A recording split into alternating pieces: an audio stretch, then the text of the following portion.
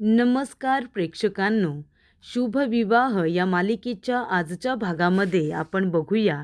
इथे आता महाजन गारमेंट्स या कंपनीचं खूपच जास्त नुकसान झालेलं असतं आणि त्याचबरोबर कंपनीचं रेप्युटेशनसुद्धा खराब झालेलं असतं. आकाश भयंकर चिडलेला असतो. आकाश म्हणत असतो, आज जे काही आपल्या कंपनीचं नुकसान झालेलं आहे ते फक्त आणि फक्त तुमच्या दोघांच्या बेजबाबदारपणामुळे झालेलं आहे. तेव्हा इथे बलदेव म्हणत असतो, आकाश, तू यासाठी कुणा एकाला जबाबदार नको ठरवू. याच्यामध्ये कुणा एकाची चूक नाही आहे. तेव्हा माझी तर अजिबात चूक नाही आहे, असं बलदेव म्हणत असतो. तेव्हा अथर्व म्हणतो, एक मिनिट, या सगळ्यामध्ये माझीसुद्धा काही चूक नाही आहे. आणि आकाश, जेव्हा तू गोहेड दिलंस त्यानंतरच बाकीचं काम करण्यात आलं होतं ना. मग गोहेड देताना तू सुद्धा विचार करायला हवा होतास.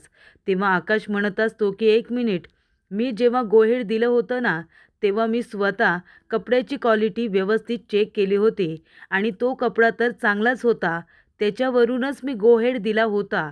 पण बाकीचा माल डिफेक्टिव्ह कसा काय निघाला, यासाठी जबाबदार कोण आहे सांगा ना. तुम्ही दोघांनी तुमची टीम तयार केली होतीत ना. मग दोघांनी टीम तयार करून सुद्धा तुमचं काम कसं काय परफेक्ट झालं नाही? तुम्हाला व्यवस्थित लक्ष देऊन काम करता येत नाही का? तेव्हा इथे अथर्व म्हणत असतो की आकाश, अरे तुझी सुद्धा जबाबदारी होती ना, गोहेड देण्याच्या आधी व्यवस्थित चेक करायची. तेव्हा मानसी म्हणत असते, अथर्व प्लीज, भाऊजींना उलट उत्तर करू नकोस. तेव्हा अथर्व म्हणतो, अच्छा ठीक आहे, म्हणजे माझ्यावरती आरोप होत आहेत, पण मी त्याच्यावरती उलट उत्तरसुद्धा द्यायचं नाही की मी उद्धट ठरतो, बरोबर ना? तेव्हा आकाश म्हणत असतो, काय चाललंय तुमच्या दोघांचं? आपल्या कंपनीचं नुकसान झालंय म्हणून मी इथे तुम्हाला काहीतरी पोटतिडकीने सांगण्याचा प्रयत्न करतोय, काहीतरी विचारतोय आणि त्याला तुम्ही काय समजताय? मी तुमच्यावरती आरोप करतोय असं समजताय तुम्ही? महाजन गारमेंट्स ही आता नावारूपाला आलेली कंपनी नाही आहे. 3 पिढ्यांनी काम केलं आपल्या याच्यामध्ये आणि जे 3 पिढ्यांमध्ये झालं नाही ना, ते आत्ता झालेलं आहे.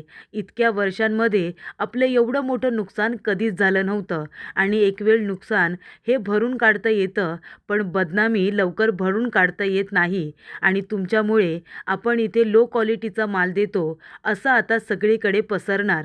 तुम्हाला माहिती आहे, आपल्या कंपनीचं रेप्युटेशन किती खराब होणार आहे तुम्हाला माहिती तरी आहे का? तुम्हाला अंदाज नाही आहे. तुमच्या बेजबाबदारपणामुळे आपल्याला किती मोठा फटका बसलेला आहे ना, ते तुम्हाला कळत नाही आहे. तुम्हाला भानच नाही आहे जबाबदारीचं.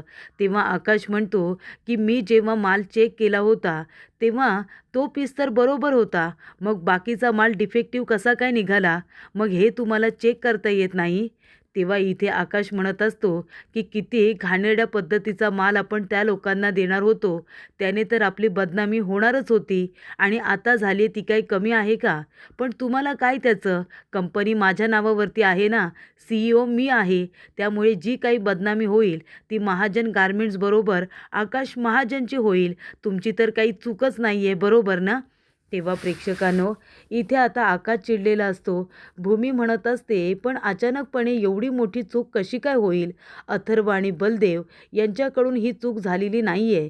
मला असं वाटतंय नक्कीच काहीतरी गडबड झालेली आहे. तेव्हा त्यांचं बोलणं, आकाशचं चिडणं अपूर्वाने बघितलेलं असतं आणि अपूर्वा म्हणते की हेच हेच तर हवं होतं ना मला.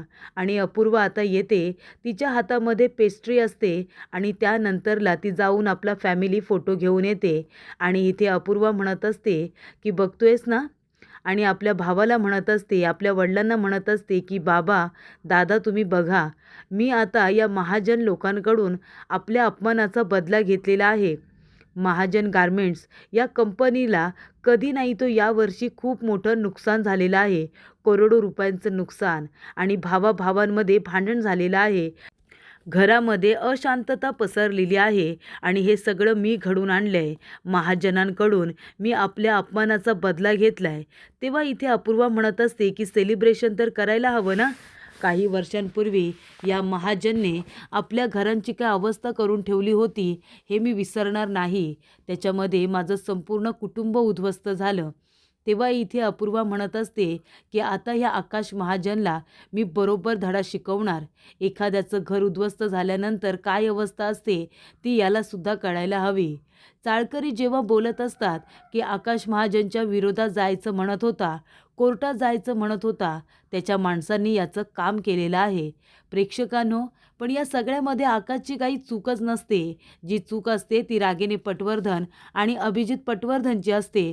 पण इथे आता अपूर्वाला अर्धवट माहिती मिळाल्यामुळे तिने विनाकारण आकाश आणि भूमीवरती या सगळ्याचा राग काढलेला असतो. ती आता सेलिब्रेशन करत असते, पेस्ट्री खात असते. तेवढ्यातच तिचा दरवाजा नॉक होतो. तेव्हा ती पेस्ट्री लपवून ठेवते, फोटो लपवून ठेवते आणि आता दरवाजा उघडायला आलेली असते. ती म्हणते, "कोण आहे? भूमिताई आहे का?" तेव्हा इथे भूमी म्हणते, "हो, मीच आहे." "अगदी बरोबर ओळखलंस गं." तेव्हा इथे अपूर्वा म्हणत असते की कसं आहे ना, गुन्हेगाराला सुद्धा मी चेहऱ्यावरती बघून ओळखते की याने गुन्हा केलाय की नाही. तसंच आता मला तुमचासुद्धा चेहरा बघताना माझ्या खूप काही गोष्टी लक्षात आल्यात.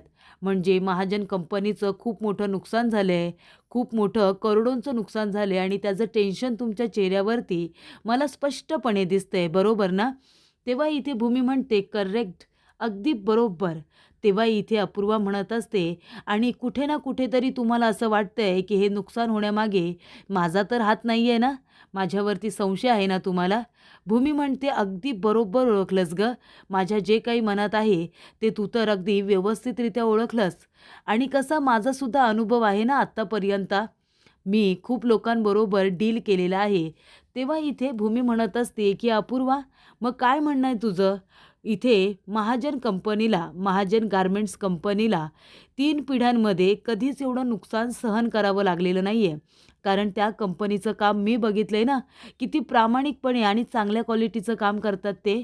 पण तू आल्यानंतर पहिल्यांदा महाजन गारमेंट्सला एवढं मोठं नुकसान सहन करावं लागतंय. बरोबर तू या घरामध्ये आल्यानंतरच. आणि म्हणून मी तुला म्हणते की हे सगळं तू केलेस ना? तुझ्यामुळेच महाजन कंपनीला एवढं मोठं नुकसान सहन करावं लागतंय ना? खरं खरं बोल. मी जसं थेट प्रश्न विचारते ना, उत्तरसुद्धा थेट दे." तेव्हा इथे अपूर्वा म्हणत असते, "अच्छा, म्हणजे तुम्हाला माझ्यावरती संशय आहे तर. पण कसं आहे ना, जसे तुम्ही गुन्हेगार आहात त्याचे पुरावे माझ्याकडे नाही आहेत ना, तसं मी तुम्हाला इथे फसवलं आहे, मी काहीतरी गुन्हा केला आहे, असे तुमच्याकडे सुद्धा पुरावे नाही आहे. तुम्ही अंदाजाने बोलताय. जेव्हा तुमच्याकडे पुरावे असतील तेव्हा तुम्ही सिद्ध करा की हे सगळं मी केलंय म्हणून. कळलं ना?" तेव्हा भूमी म्हणत असते, "अगं तूच तर म्हणतेस ना, गुन्हेगार गुन्हा करत असताना काहीतरी पुरावा मागे ठेवतो आणि त्याच्यावरूनच आपण खऱ्या गुन्हेगाराला शोधून काढतो. असं तूच म्हणाली होतीस ना?" तेव्हा इथे अपूर्वा म्हणते, "भूमिताई, कसं आहे ना, तुमचा मेंदू आणि तुमची बुद्धी खूप शार्प आहे. मग आता त्याचा वापर करा आणि शोधून काढा ना की या सगळ्याच्या मागे कोण आहे ते. माझ्या विरोधात काही पुरावा आहे का तुमच्याकडे?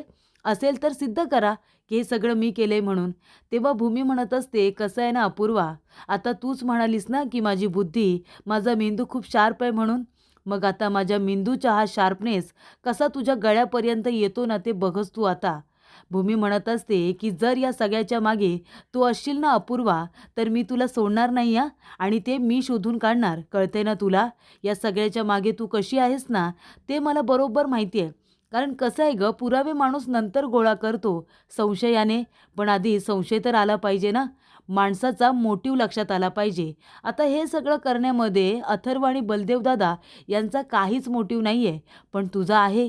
या सगळ्यामध्ये तुझा मोटिव्ह आहे ना, कारण तुला आम्हाला उद्ध्वस्त करायचं आहे.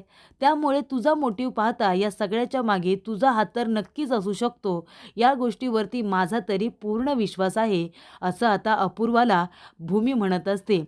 तर प्रेक्षकांनो, भूमीने अगदी गुन्हेगाराला व्यवस्थित अचूक ओळखलेलं असतं. आणि तेव्हा इथे भूमी म्हणत असते की "अपूर्वा, या सगळ्याच्या मागे तू आहेस ना, हे शोधून काढायला मला जरासुद्धा वेळ लागणार नाही आणि तू बघच मी शोधून काढते की नाही." तेव्हा इथे भूमी जात असताना पुन्हा ती मागे वळून रूमकडे बघते आणि इकडे तिकडे बघत असते. तेव्हा अपूर्वा म्हणते, "एक मिनिट, तुम्ही काय रूममध्ये शोधताय इकडे तिकडे? हे बघा, ही माझी आणि बलदेवची रूम आहे. तुम्ही असं आतमध्ये येऊ शकत नाही." तेव्हा भूमी जाते आणि ड्रॉवर उघडत असते. तेवढ्यातच अपूर्वा तिचा हात पकडते आणि म्हणते, "एक मिनिट, ही एका कपलची रूम आहे आणि तुम्ही इथे तिथे हात नाही लावू शकत. काय प्रायव्हसी वगैरे आहे की नाही?" तेव्हा भूमी म्हणते, "अरे बापरे! प्रिव्हसी? मग जेव्हा तू माझ्या आणि आकाशच्या रूममध्ये जाऊन अख्खं रूम शोधत होतीस, अख्खं कबाड शोधून काढत होतीस, तेव्हा या प्रायव्हसीचं भान तुला का राहिलं नाही गं? ती सुद्धा एका कपलचीच रूम आहे ना? आणि कसं आहे ना अपूर्वा, तुझा स्वभाव पाहता एथिक्स वगैरे तुझ्या रूममध्ये येताना पाळले पाहिजे, असं लक्षातच नाही राहत गं. कारण का ते एथिक्स कुठल्या लोकांबद्दल वापरतात ते तुला माहिती आहे ना? कारण तुला स्वतःलाच त्या गोष्टीचं भान राहत नाही, तर दुसऱ्या माणसाने का ठेवायचं? तेव्हा भूमी म्हणते, "एक मिनिट हां, जरा कपाटामध्ये काय आहे ते बघते." तेव्हा जाऊन ती आता कपाट उघडणार असते आणि त्याच्यामध्ये तिचा फॅमिली फोटो जो असतो अपूर्वाचा, तो आता भूमी बघायला जातच असते. तो फोटो खाली पडलेला असतो आणि तेव्हा प्रेक्षकांनो, इथे आता भूमी तो फोटो उचलायला जाणार, तेवढ्यातच तिथे अपूर्वा येते आणि तिच्या हातातून तो फोटो खेचून घेते आणि काय म्हणते, "तर हा माझा आणि बलदेवचा पर्सनल फोटो आहे. तो तुम्ही बघू शकत नाही. दुसऱ्यांच्या रूममध्ये येऊन त्यांच्या वस्तूंना हात कशा काय लावता तुम्ही?" तेव्हा भूमी म्हणते, "का गं? तू जाऊन दुसऱ्यांच्या रूममध्ये शोधाशोध करू शकतेस, तर मी फक्त तुझ्या रूममध्ये येऊन ड्रॉवरला हात लावला तर तुला इतका कसला राग आला?" तेव्हा इथे भूमी म्हणत असते, की "एक मिनिट ठेव तो फोटो. मला बघायची सुद्धा इच्छा नाही आहे, कळलं ना?" तेव्हा इथे अपूर्वा म्हणते, "हे बघा, तुम्ही इथून जा हां, नाहीतर मला बलदेवला बोलवावं लागेल. मग द्या त्याच्या प्रश्नांची उत्तरं." भूमी म्हणते, "एक मिनिट, तुला काय वाटतं? बलदेव दादाचं नाव घेतल्यानंतर मी घाबरणार आहे? मला भीती वाटणार आहे त्याच्या प्रश्नांची उत्तरं द्यायला? मी कुणालाही घाबरत नाही, कळलं ना? तुम्ही त्याला बोलवलंत ना, तरीसुद्धा मला जे योग्य वाटतं ते मी करणार."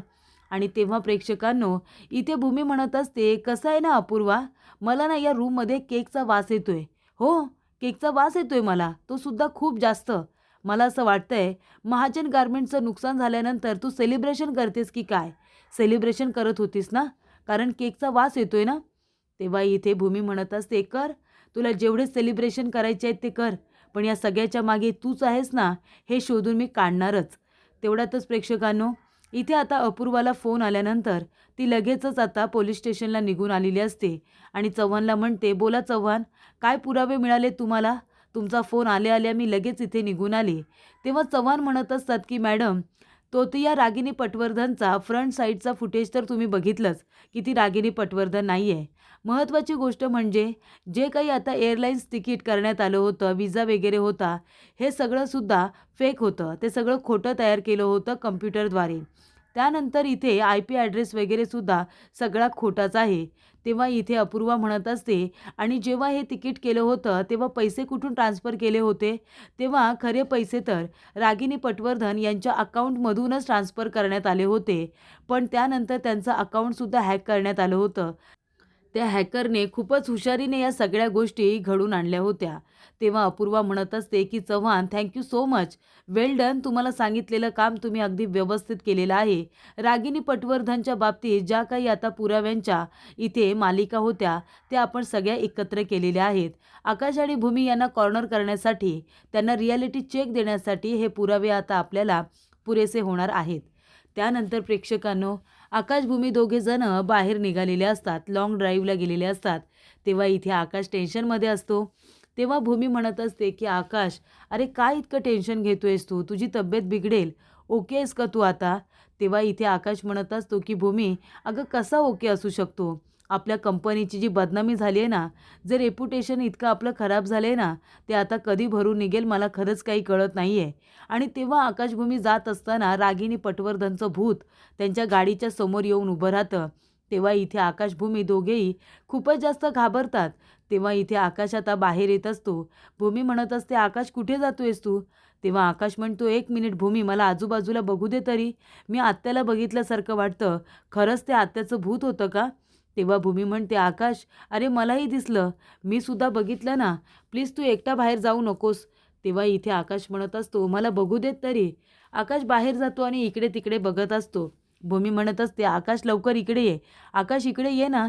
चल तू आधी गाडीमध्ये बस. आपण इथून निघूया. इथे थांबायला नको. आकाश, मला खरंच खूप भीती वाटते. चल आपण इथून निघूया." तेव्हा प्रेक्षकांनो, आकाश आता गाडीमध्ये जाऊन बसतो. भूमीसुद्धा घाबरलेली असते. ती म्हणते, "आकाश, मी सुद्धा रागिनी आत्यांना इथे बघितलं. पण आपण दोघेसुद्धा एकाच वेळी रागिनी आत्याला इथे कसं काय बघू शकतो?" तेव्हा इथे आकाश आता गाडी घेऊन आता पुन्हा तो मागे फिरलेला असतो. तेव्हा इथे रागिनी म्हणत असते की चला, असंच या लोकांना आता सतत आपल्याला घाबरवायचं आहे, या लोकांना घाबरवून सोडायचं आहे आता. तेव्हा प्रेक्षकांनो, इथे रागिनी पटवर्धन आकाश आणि भूमी यांच्या तोंडून आता सत्य वधून घेणार असते की त्यांनी रागिनी पटवर्धनला मारण्याचा प्रयत्न केला होता. त्यामुळे प्रेक्षकांनो, हे सगळं आता रागिनी पटवर्धन मुद्दामून करत असते. तर इथे आकाश आणि भूमी हे दोघे जण आलेले असतात. तेव्हा आकाश आणि भूमी म्हणत असतात की आपल्याला नॉर्मल राहावं लागणार आहे. घरामध्ये जर आपण असं घाबरल्यासारखं गेलो तर सगळेजण प्रश्न विचारतील. तेव्हा आपल्याला घरात जाताना नॉर्मल पद्धतीने जावं लागणार आहे. तेव्हा प्रेक्षकांनो, आकाश आणि भूमी दोघेही आता सावरण्याचा प्रयत्न करत असतात. रागिनी दिसली याबाबत घरामध्ये काही बोलायचं नाही, असं त्यांनी ठरवलेलं असतं. तेवढ्यातच इथे अपूर्वा आलेली असते. अपूर्वा म्हणते, "अरे वाह! हे आकाश आणि भूमी नक्की गेले तरी कुठे होते आणि कुठून आले ते दोघे जण? घाबरलेले दिसतायत, खूपच जास्त घाबरलेले दिसतायत. थांबा, तुम्हाला जे काही करायचंय तुम्ही करा. भीती घालवण्याचा प्रयत्न करताय ना, पण आता घरामध्ये आल्यानंतर तुम्हाला अशी काही भीती देते ना, की तुम्ही इथे स्वतःच्या तोंडाने कबूल कराल की रागिनी पटवर्धनला गायब करण्यामागे किंवा तिला मारण्यामागे तुमचा हात आहे ते." त्यानंतर प्रेक्षकांनो, आकाश आणि भूमी आता घरामध्ये येत असतात. तेव्हा दरवाजा बंद असतो. भूमी म्हणत असते, "हे काय दरवाजा का बंद केले आहे लोकांनी? आणि अजून लाईटसुद्धा लावलेले नाही आहेत. लाईट पण का बंद आहेत?" तेव्हा ती दरवाजा उघडायला जाणार प्रेक्षकांनो, तेवढ्यातच तिथे भूमी घाबरते आणि आकाशला मिठी मारते. इतकं भयानक काहीतरी तिला तिथे दिसलेलं असतं. तेव्हा प्रेक्षकांनो, आकाश भूमी रूममध्ये आलेले असतात. तेव्हा त्यांना एक गिफ्ट हाती लागतं. ते म्हणतात की हे गिफ्ट इथे काय करतंय? तेव्हा अपूर्वा म्हणते, "मीच तर दिलंय ते तुम्हाला. मला असं वाटलं तुम्हाला मी दिलेलं गिफ्ट खूपच जास्त आवडेल. तुम्हाला माहिती आहे याच्यामध्ये काय आहे? तुम्ही जो काही गुन्हा केलाय ना, आणि तो गुन्हा लपवण्यासाठी ज्या ज्या काही तुम्ही चुका केल्यात, ते सगळं आहे याच्यामध्ये. आजची रात्र तुमची काळ रात्र आहे. उद्या बघा मी काय करते ते. तेव्हा इथे तुम्ही गुन्हेगार आहात हे लवकरात लवकर मी सिद्ध करणार आहे आणि त्यानंतरला तुमची चौकशीसुद्धा होणार आहे. उद्याचा दिवस हा तुमच्यासाठी शेवटचा आनंदाचा दिवस असेल," असं अपूर्वा आता भूमीला म्हणत असते. तर प्रेक्षकांनो, इथे भूमी आणि आकाश ते दोघेसुद्धा तयार असतात अपूर्वाला मूर्ख बनवण्यासाठी.